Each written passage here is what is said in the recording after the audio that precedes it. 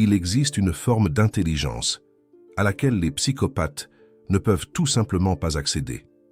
Peu importe leur ruse, peu importe le nombre de masques qu'ils arborent, il y a chez certaines personnes quelque chose qui les fait reculer, quelque chose que Carl Jung a découvert il y a près d'un siècle et qui reste aujourd'hui la meilleure protection contre tout manipulateur. Carl Jung l'a appelé la fonction inférieure. Et lorsque vous comprendrez ce que c'est, vous comprendrez pourquoi certains psychopathes vous évitent, sans que vous sachiez pourquoi, et pourquoi d'autres vous tractent avec une telle insistance.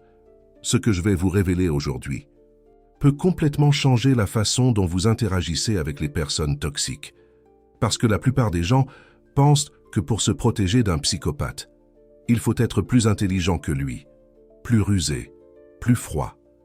Mais Jung a découvert exactement le contraire. Votre protection ne vient pas de votre pensée. Elle vient d'un endroit auquel le psychopathe ne peut pas accéder.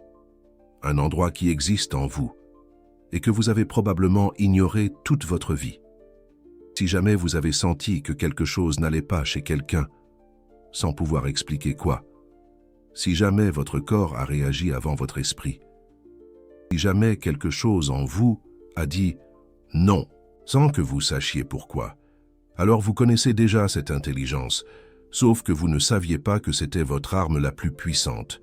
Restez jusqu'à la fin, parce que je vais vous enseigner exactement comment fonctionne cette protection naturelle. Et plus important encore, comment l'activer consciemment, pour qu'aucun manipulateur ne puisse plus jamais vous contrôler. Commençons par le commencement. Jung a passé des décennies à étudier le fonctionnement de l'esprit humain. Et l'une de ses découvertes les plus importantes a été que nous avons tous 4 fonctions psychologiques: la pensée, le sentiment, la sensation et l'intuition. Ces 4 fonctions déterminent comment vous percevez le monde et comment vous prenez des décisions. Mais voici ce qui est intéressant. Jung a découvert que chez chaque personne, il y a une fonction qui domine. C'est celle que vous utilisez le plus, celle qui vous vient naturellement, celle qui vous définit. Si vous êtes une personne très logique, probablement que votre fonction dominante est la pensée. Si vous êtes très empathique, probablement que c'est le sentiment. Et à l'autre extrémité se trouve la fonction inférieure. C'est l'opposé de votre fonction dominante. C'est celle que vous utilisez le moins, celle qui vous coûte le plus, celle que vous ignorez ou réprimez souvent. C'est là que ça devient fascinant. Jung a découvert que la fonction inférieure opère d'une manière complètement différente, alors que votre fonction dominante est consciente, contrôlée et prévisible. Votre fonction inférieure est inconsciente, spontanée et imprévisible. Et c'est exactement ce qui la rend invisible pour les psychopathes. Laissez-moi vous expliquer comment fonctionne l'esprit d'un manipulateur. Les psychopathes sont des experts pour lire les gens. Ils observent vos schémas, ils étudient vos réactions, ils cartographient vos vulnérabilités. Et ils le font en se concentrant sur ce qui est le plus visible chez vous, votre fonction dominante. Si vous êtes une personne logique, ils vont attaquer votre logique. Ils vont présenter des arguments qui sonnent raisonnablement. Ils vont vous faire douter de votre propre raisonnement. Si vous êtes une personne émotionnelle, ils vont attaquer vos émotions. Ils vont vous faire sentir coupable. Ils vont manipuler votre empathie. Mais il y a quelque chose qu'ils ne peuvent pas voir. Votre fonction inférieure. Pourquoi? Parce que la fonction inférieure ne suit pas les règles de la personnalité consciente. Elle émerge soudainement, sans avertissement, sans logique apparente.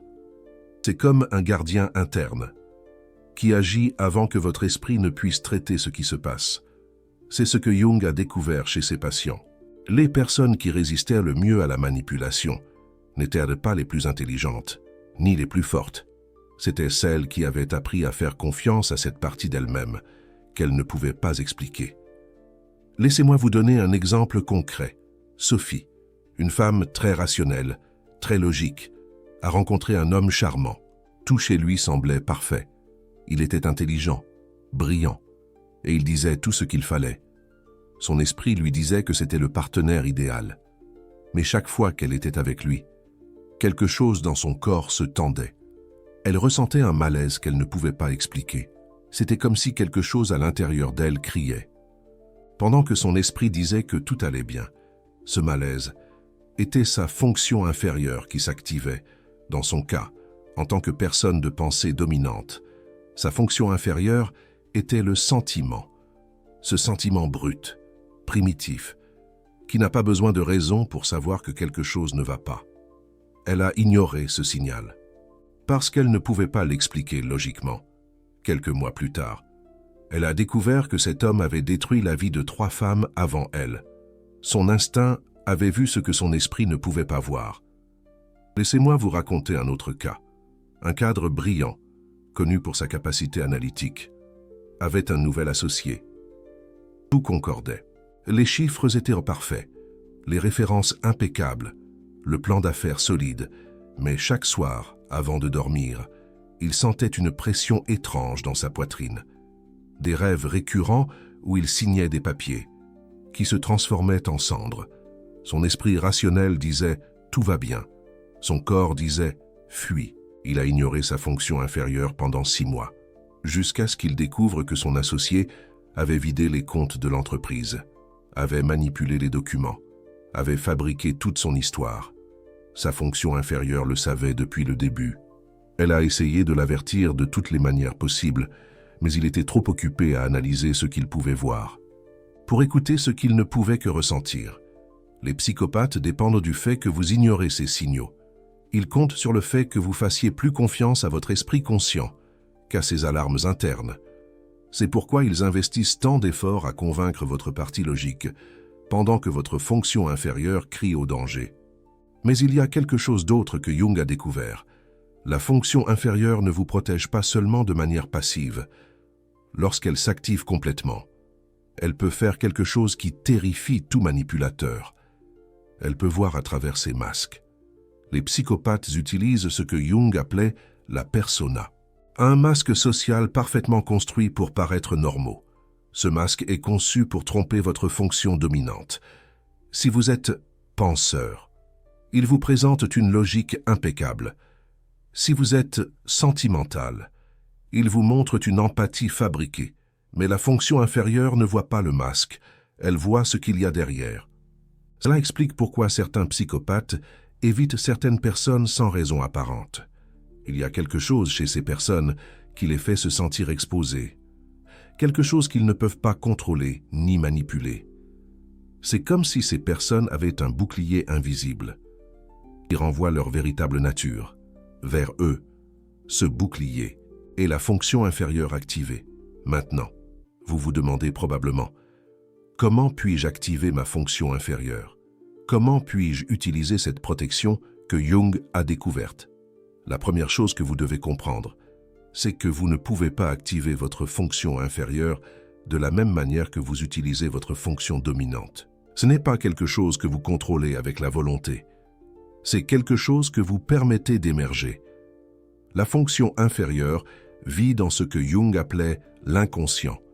Elle est connectée à des parties de vous que votre esprit conscient ne peut pas atteindre directement.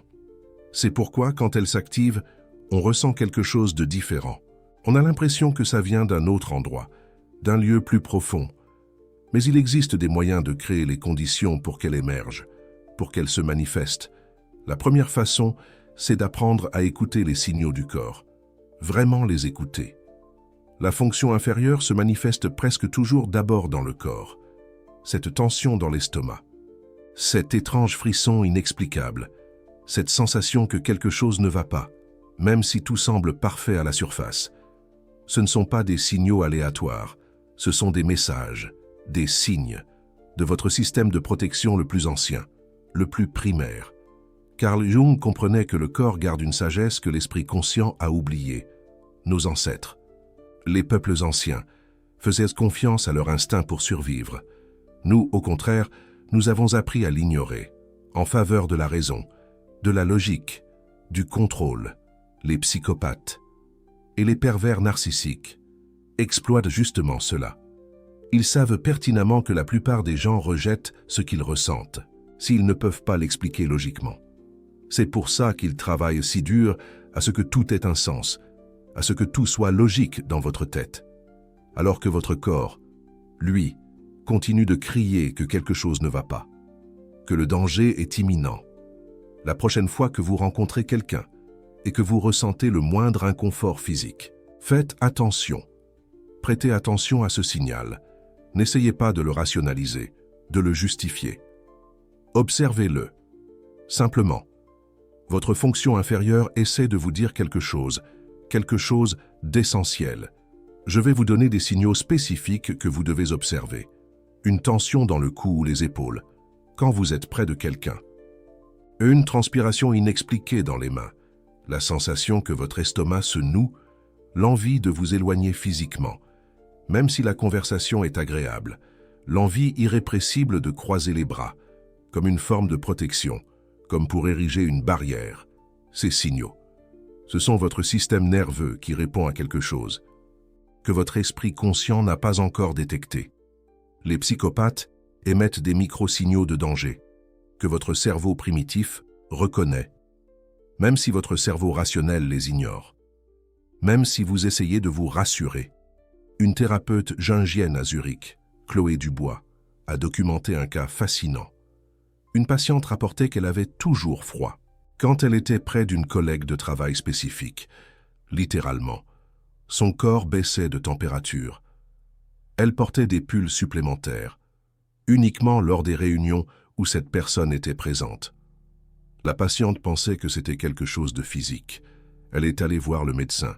Tout était normal. Mais sa fonction inférieure lui criait quelque chose, à travers le seul langage qu'elle connaisse. Les sensations corporelles, les signaux physiques. 1 an plus tard, cette collègue a été licenciée pour fraude systématique, qui avait affecté de nombreuses personnes dans l'entreprise. Le corps de Chloé a su, avant tout le monde, que quelque chose n'allait profondément pas. La deuxième façon, c'est de prêter attention à vos rêves. Carl Jung a consacré une grande partie de son travail à l'étude des rêves. Il a découvert que les rêves sont une voie directe vers l'inconscient. Et la fonction inférieure, elle, habite justement ce territoire. Beaucoup de personnes rapportent avoir eu des rêves perturbateurs au sujet de quelqu'un qui s'est avéré être un manipulateur par la suite.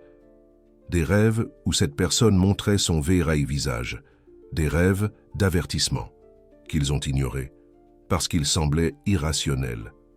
La fonction inférieure n'a pas les mêmes restrictions que votre esprit conscient. Elle peut voir des schémas, des patterns que vous ne voyez pas. Elle peut percevoir des dangers que votre raison écarte et elle les communique à travers des images symboliques pendant que vous dormez.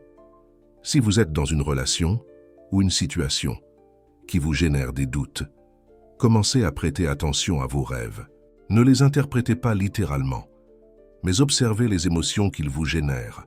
Observez s'il y a des schémas, des patterns qui se répètent, qui reviennent sans cesse. Carl Jung a travaillé avec une patiente, Juliette Moreau, qui avait un rêve récurrent. Dans le rêve, son petit ami avait 2 visages, littéralement. Un visage aimable, qu'elle voyait de face, et un autre visage, caché derrière le premier, qui n'apparaissait que quand il se retournait. Le rêve la perturbait, mais elle le rejetait, comme un symbolisme sans queue ni tête, jusqu'à ce qu'elle découvre que son petit ami menait une double vie complète, une autre famille, d'autres enfants, une autre identité. Son inconscient avait vu les 2 visages, bien avant que son esprit conscient ne les perçoive, et il essayait de le lui communiquer à travers le seul canal disponible, les rêves. La 3e façon, c'est de faire confiance à vos premières impressions. Carl Jung a découvert que les premières impressions viennent souvent de la fonction inférieure. Avant que votre esprit n'ait le temps d'analyser quoi que ce soit, votre inconscient a déjà émis un jugement. Ce jugement instantané est souvent étonnamment précis. Surprenant. Les psychopathes le savent. C'est pour ça qu'ils s'efforcent tant de faire une bonne première impression. Mais même quand ils y parviennent, quelque chose en vous peut avoir enregistré une alerte, une fraction de seconde de doute que vous avez écartée immédiatement. Apprenez à récupérer ces premières impressions. Quand vous rencontrez quelqu'un de nouveau, Essayez de vous rappeler ce que vous avez ressenti dans les premières secondes, avant que votre esprit ne commence à traiter l'information. Cette sensation initiale est souvent plus fiable que l'analyse postérieure. Un chercheur de l'Institut Jung de Boston, le docteur Émile Laurent, a développé une expérience simple. Il montrait des photos de visage à des participants, pendant seulement 1/10 de seconde. Trop rapide pour une analyse consciente. Puis il demandait « Faites-vous confiance à cette personne ou pas ?» Les résultats ont été stupéfiants. Les participants identifiaient correctement des personnes ayant des antécédents criminels, avec une précision de 70%, sans information, sans contexte, seulement avec une fraction de seconde d'exposition. L'esprit conscient n'a pas eu le temps de traiter quoi que ce soit. C'est la fonction inférieure qui a rendu son jugement, et ce jugement a été plus précis que beaucoup d'analyses détaillées. Cela démontre que votre première impression n'est pas aléatoire. Elle est le résultat de millions d'années d'évolution, conçues pour détecter les menaces, avant que votre esprit conscient puisse traiter l'information. La quatrième façon, c'est de développer ce que Carl Jung appelait la fonction transcendante. C'est une technique plus avancée, mais extrêmement puissante. La fonction transcendante, c'est la capacité de maintenir en tension des opposés apparents. Dans ce cas, maintenir à la fois votre fonction dominante et votre fonction inférieure, active, en même temps, simultanément. Dans la pratique, cela signifie ne pas choisir entre la raison et l'instinct, mais écouter les deux. Quand votre esprit dit une chose et que votre corps dit autre chose, ne rejetez aucun des deux. Maintenez-les présents, tous les deux, jusqu'à ce qu'émerge une troisième perspective, plus complète, plus holistique.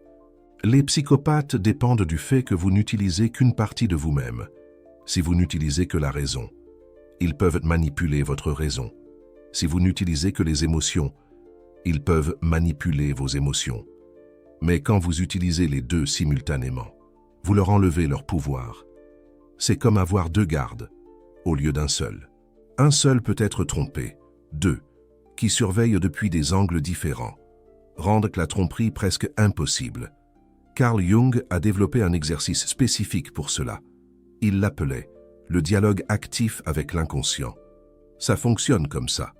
Quand vous avez une décision importante à prendre, asseyez-vous en silence et présentez la situation à votre esprit conscient. Puis, demandez intérieurement « Qu'est-ce que je ressens à ce sujet ?» Sans mots, attendez, ne forcez pas une réponse. Permettez à une sensation d'émerger.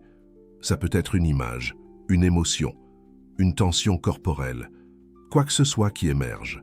C'est la voix de votre fonction inférieure. Maintenant, vous avez deux perspectives, la logique et l'intuitive.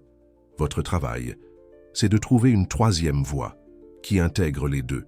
Ne pas choisir l'une au détriment de l'autre, mais plutôt trouver où elles coïncident et où elles divergent. Cet exercice semble simple, mais il requiert de la pratique.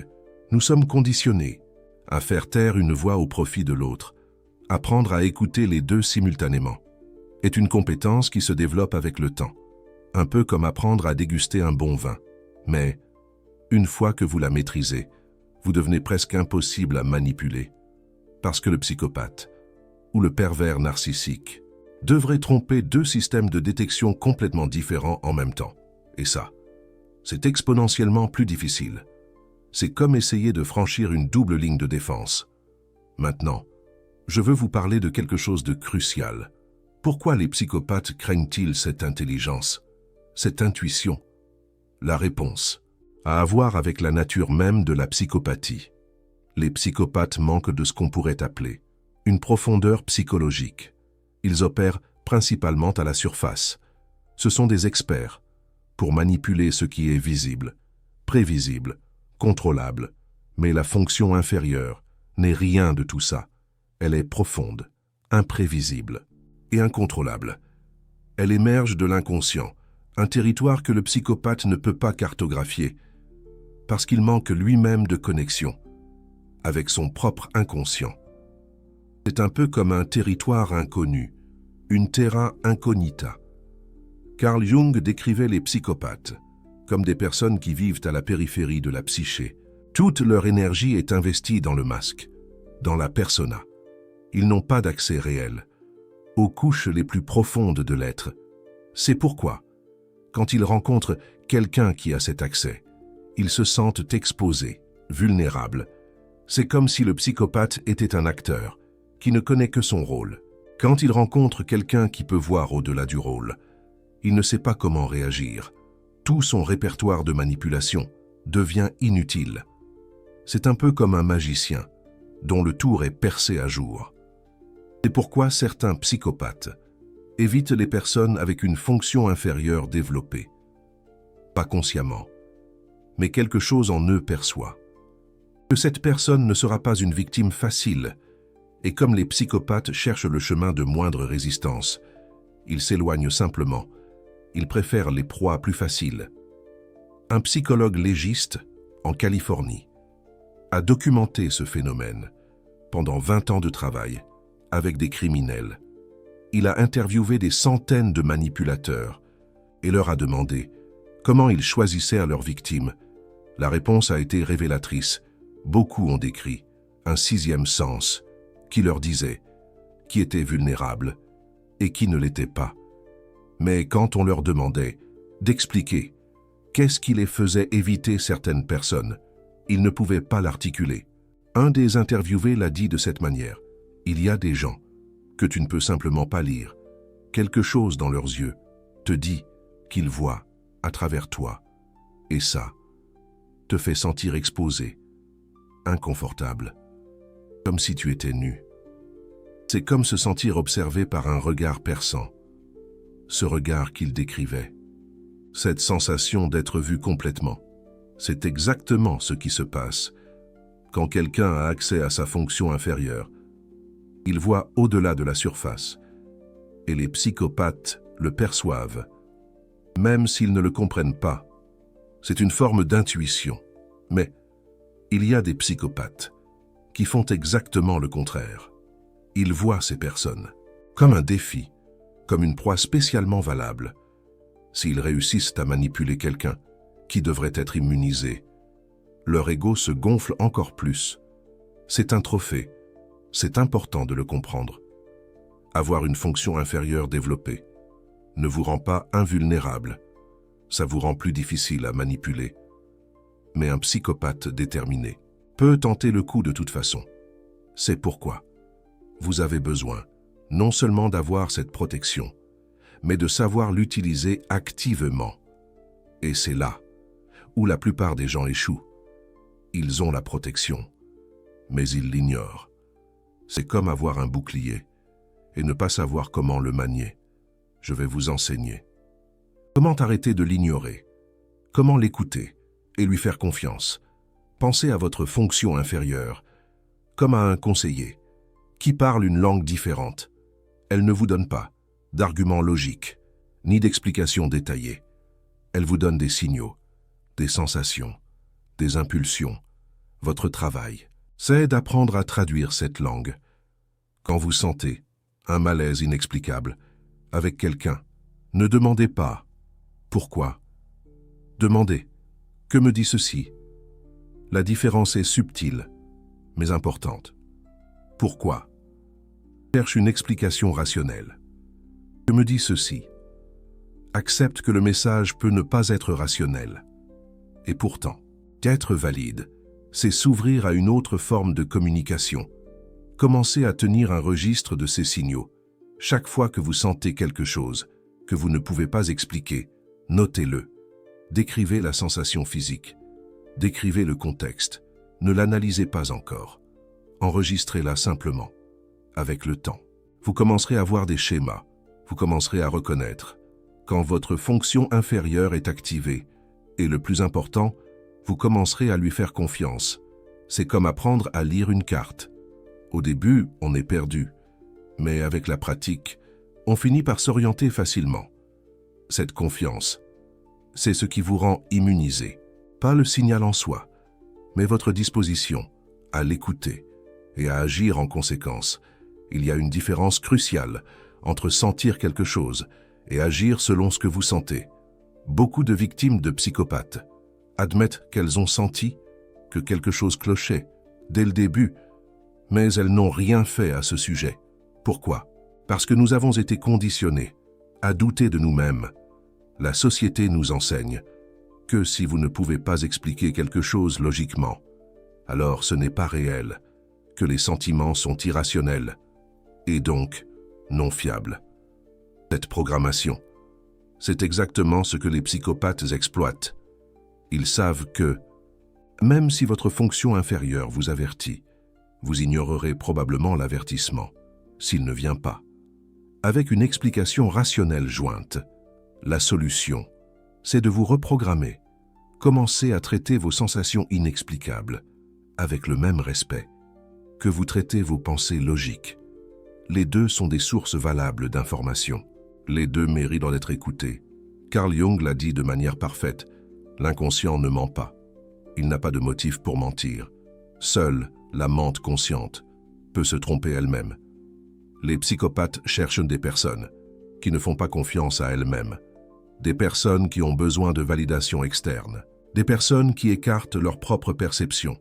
Si quelqu'un d'autre les contredit, quand vous faites confiance à votre fonction inférieure, vous devenez quelqu'un qui ne peut pas être facilement déstabilisé, quelqu'un qui a un centre interne qu'aucun manipulateur ne peut mouvoir, quelqu'un qui sait des choses sans avoir besoin de preuves externes. Ça terrifie les psychopathes, parce que tout leur pouvoir dépend de contrôler ce que vous croyez. Et si vous croyez en quelque chose qui vient de l'intérieur de vous, quelque chose qu'ils ne peuvent pas voir, ni toucher, ni manipuler, leur pouvoir disparaît. C'est comme un château de cartes qui s'écroule. Jung l'a exprimé de manière brillante. Il a dit « Qui regarde à l'extérieur rêve, qui regarde à l'intérieur s'éveille ». Les psychopathes veulent que vous rêviez. Ils veulent que vous cherchiez la vérité à l'extérieur, où ils peuvent la contrôler. Quand vous vous éveillez, quand vous regardez à l'intérieur, vous trouvez une vérité que personne ne peut manipuler. Cette vérité, c'est votre fonction inférieure. C'est la partie de vous qui sait ce que votre esprit ne peut pas prouver. C'est votre connexion avec quelque chose de plus grand que votre personnalité consciente. C'est votre protection naturelle contre tout ce qui menace votre bien-être. Et elle a toujours été là. Vous aviez juste besoin d'apprendre à l'écouter. C'est comme découvrir un trésor caché. Je veux que vous fassiez quelque chose. Maintenant, pensez à quelqu'un qui vous génère une sensation étrange. Ça peut être de l'inconfort, ça peut être de la méfiance, ça peut être simplement que quelque chose ne colle pas. Même si vous ne savez pas quoi, ne l'analysez pas cette sensation. Ne la justifiez pas, ne la rejetez pas non plus. Permettez-vous simplement de la ressentir pleinement. Où la sentez-vous dans votre corps? Quelle intensité a-t-elle? Que vous dit-elle sans mots? Ce que vous ressentez, c'est votre fonction inférieure qui s'exprime. Et maintenant que vous savez ce que c'est et pourquoi elle existe, vous pouvez commencer à la traiter comme ce qu'elle est réellement. Votre allié la plus fiable contre la manipulation. Carl Jung a consacré sa vie à aider les gens à se connecter à ces parts cachées d'eux-mêmes. Il savait qu'en elles résidait non seulement la guérison, mais aussi la protection. Il savait que l'inconscient recèle une sagesse que l'esprit conscient a oubliée, une sagesse ancestrale. Et il savait que les véritables prédateurs de ce monde dépendent de votre déconnexion avec cette sagesse. Ils prospèrent grâce à elle, aujourd'hui. Vous avez fait le premier pas pour vous reconnecter. Vous avez appris qu'il existe une part de vous que les psychopathes ne peuvent pas toucher. Une intuition qui opère hors de leur portée. Une protection que vous avez déjà. Il suffit de l'activer, comme un bouclier invisible. Utilisez cette connaissance. Pratiquez l'écoute de ces signaux que vous ignoriez auparavant. Faites confiance à ce que vous savez, même si vous ne pouvez pas le prouver.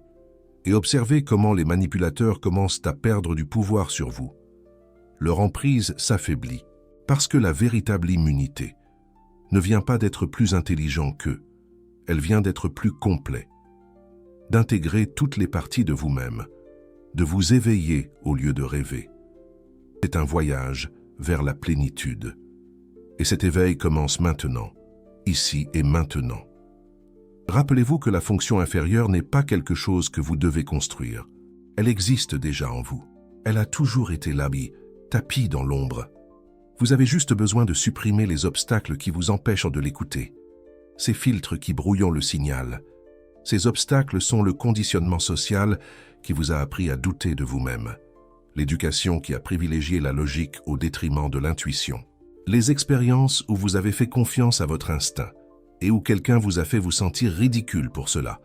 Des souvenirs amers. Tout cela peut se défaire. Cela peut prendre du temps. Mais c'est tout à fait possible. Et chaque petit pas que vous faites vers la reconnexion avec votre fonction inférieure vous rend plus forte face à n'importe quel manipulateur, plus résistant, plus vigilant. Si cette vidéo vous a ouvert les yeux, faites-le moi savoir dans les commentaires. Écrivez 1 si vous avez déjà ignoré un signal interne et que vous l'avez regretté par la suite. Votre histoire peut aider les autres à faire confiance à leur propre fonction inférieure. Soyez une source d'inspiration. On se retrouve dans la prochaine vidéo. À bientôt.